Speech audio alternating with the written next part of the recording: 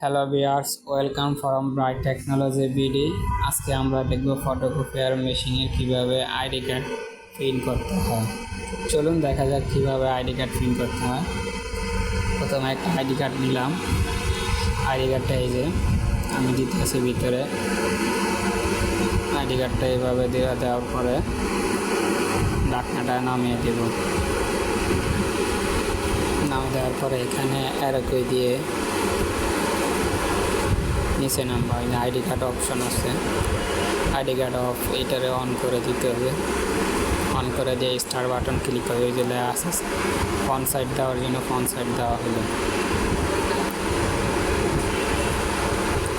Scan করার পরে আবার ব্যাক সাইড উল্টে দিতে হবে, একটু উপরে উঠে দিতে হবে তো সমান অ্যাকুরেট মার্জিনটা থাকে।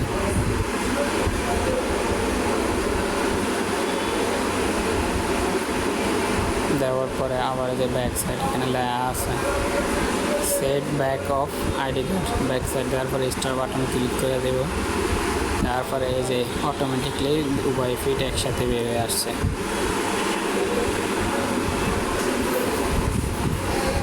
আপনারা এইভাবে আইডি কার্ড প্রিন্ট করে নিতে পারেন।